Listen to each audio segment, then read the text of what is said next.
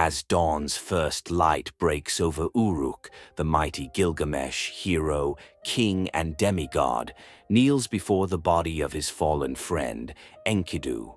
This is a king who has conquered monsters, defied gods, and strode across the earth like a storm. But now Gilgamesh is brought to his knees by grief. In his sorrow, Gilgamesh prepares for his friend's final journey.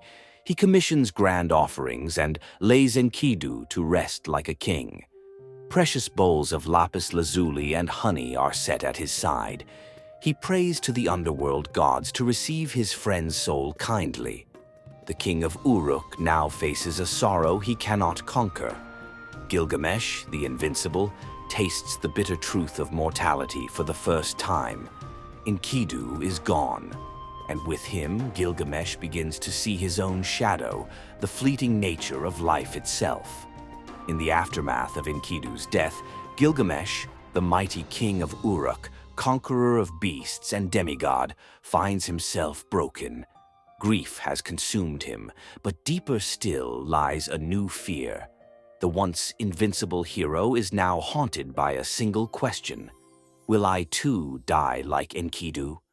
Unable to escape the shadow of death, Gilgamesh embarks on a desperate quest, a journey to find Utnapishtim, the only man who was granted eternal life by the gods. If death can be defied, Gilgamesh will find the answer. He leaves Uruk behind, wandering into the wilderness like a man possessed. His royal robes are cast aside, his face weathered by sun and tears. Gilgamesh, the king, has become Gilgamesh, the seeker.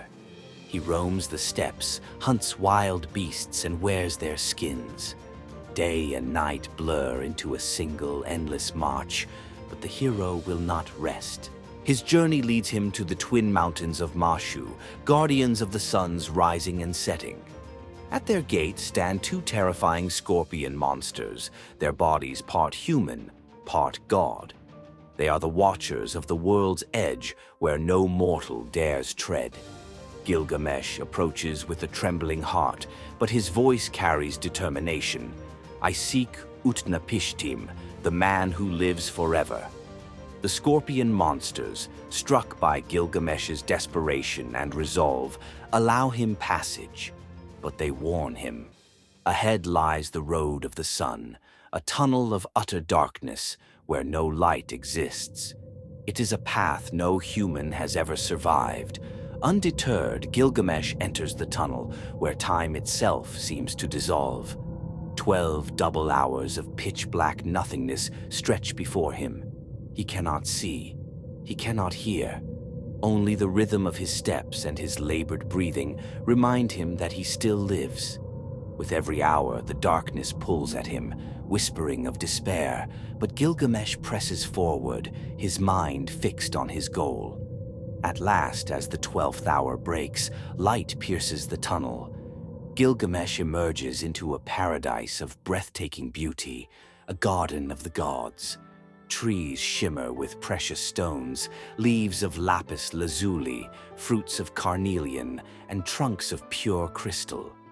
The air is alive with magic, yet Gilgamesh, weary and determined, has no time for wonder. Gilgamesh, exhausted and grief-stricken, roams the earth in his desperate quest for eternal life. His heart is heavy, still mourning the death of his beloved friend Enkidu. Now he wanders the edges of the known world, his face weathered, his body clothed in animal skins, like a man at war with both gods and fate.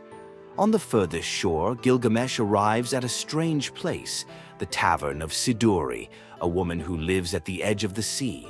Siduri, the tavern keeper, spies this wild figure from afar and bars her door. Alarmed by his appearance, half man, half shadow, she fears the worst. Is this a slayer of beasts, a man of destruction? She hides on her roof. But Gilgamesh does not relent. "Why do you lock your door?" he demands. "I am no ordinary man. I have seen sorrow that breaks the heart. My friend Enkidu is gone, lost to the cruel hands of death. Tell me, woman, where do I find Utnapishtim, the man who knows the secret of eternal life. Siduri's words, soft yet resolute, pierce Gilgamesh's despair. Gilgamesh, she says, why do you wander the earth? The gods created death for mankind. Life is fleeting and meant to be savored. Fill your days with joy, eat, drink, and cherish love. This is the fate of man. But Gilgamesh cannot turn back. My heart will not rest until I face Utnapishtim, he insists. Relenting, Siduri directs him to the waters of death, where the boatman Ur-Shanabi dwells. But when Gilgamesh meets Ur-Shanabi, his grief turns to rage. In his desperation, he destroys the stone charms, mystical objects that allow safe passage across the deadly waters. Ur-Shanabi rebukes him. You have sealed your fate, Gilgamesh. Without the charms, there is no safe crossing. But Gilgamesh, undeterred, takes up the task. With his own hands, he cuts long poles, preparing to push the boat through the treacherous waters. Finally, after an exhausting effort, Gilgamesh reaches the distant land where Utnapishtim resides. The wise man sees him and asks, "Why are your cheeks hollow? Why is your face weathered?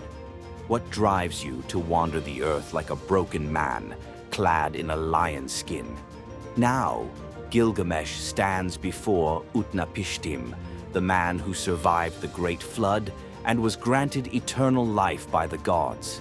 This is his final hope, the answer to the question that has driven him to the ends of the earth.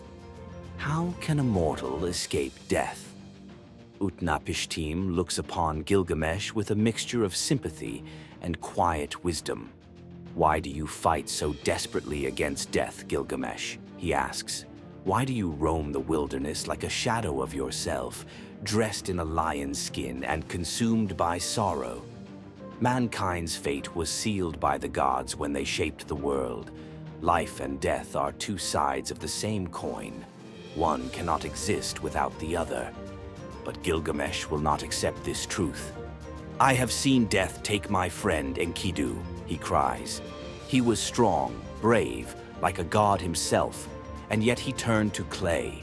I will not rest until I have found a way to escape the same fate. Tell me, Utnapishtim, how did you achieve eternal life?